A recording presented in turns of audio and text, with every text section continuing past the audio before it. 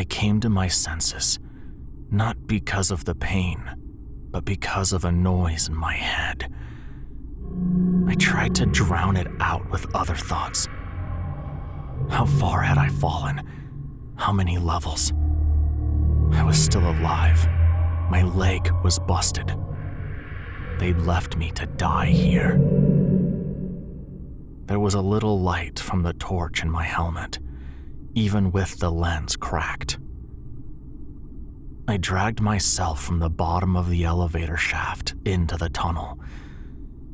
I thought about calling the elevator and going back up, but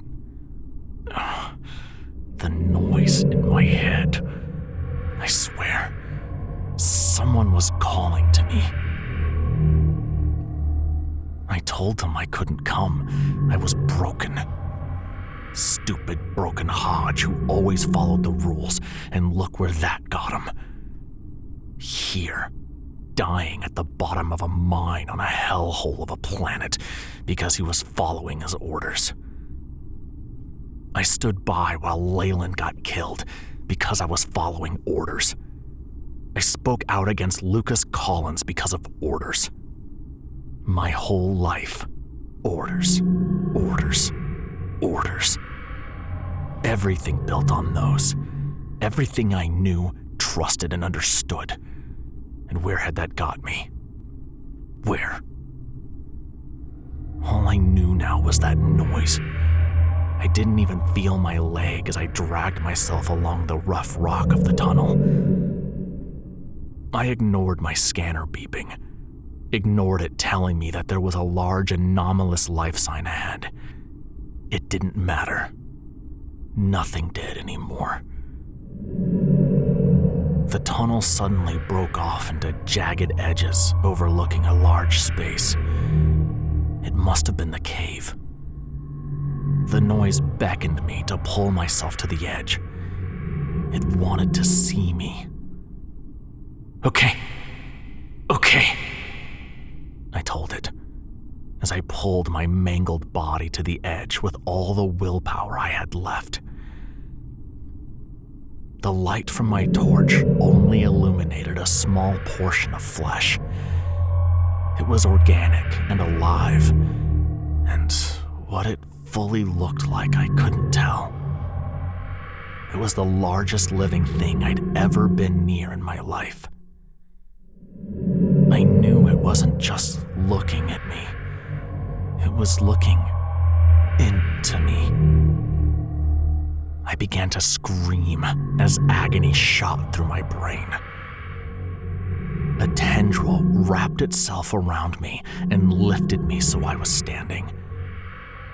The things that it showed me.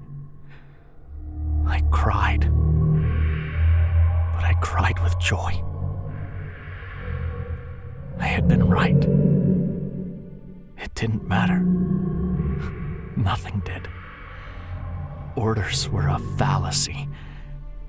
Rules and logic were a joke. The universe propped up by these ideas when it should all be chaos. Chaos without form or thought. All things must be broken down so that all things could be one. Yes, I could see it. It was beautiful. Chaos is the state we must all revert to. Everything that I believed before was a lie. Then I realized I was standing. My leg wasn't broken. Thank you, I sobbed. Thank you. I had been blessed, and I knew what it wanted me to do. I had to spread the message. As I called the elevator down, I felt lighter than I had in all my life. I was free. Finally, free. Above ground, the colonists moved aside for me. They had been close to understanding, but they could not. It had been too much for them. I pitied them for not understanding. I walked to the Vulcan, our ship. They hadn't left yet. Good. Hodge? Is that Hodge? I heard through the headset. I had forgotten I was wearing it. They were shackles of my old life. Yes, I replied. Let me in. There was chatter back and forth. Please, I said. Let me in. The door of the ship opened and a ramp came down. I moved in quickly before they could close it on me. Oh my God, someone said. What happened to his eyes? It was Anders next to me. I smiled. She would be the first to know. How is there light coming from his eyes? She screamed. I gently held her face. Here, I whispered. Let me show you. And I did. The message left my brain and spread to hers. She screamed so loudly. She was struggling to understand it. I held open my arms and sent our message to all of the squad. All of them knew the truth of the universe and of the chaos we should return to. They could not see. Our kits contained a small knife. Many were using theirs to remove their eyes, a pointless rejection of the truth. Gunshots rang out as some ended their own and others' lives sooner.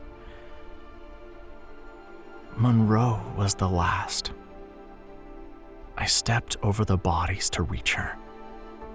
One eye was gone. The other dangled against her cheekbone. There, I said, and held her close. You can see it now. You're free. I held her until her life was gone. They were all too weak, as I had once been. Their belief in systems and rules was laughable. But others would understand. I took the pilot seat and began preparations to get the ship into the air. Soon I would return to base. I would show them what I had seen. Maybe they would tell others. And ultimately, the universe would be stripped down to nothing but chaos and equality between all things. Because all things would be nothing, and all would be the same. As the ship took off, I cried at the beauty of the message I was going to tell.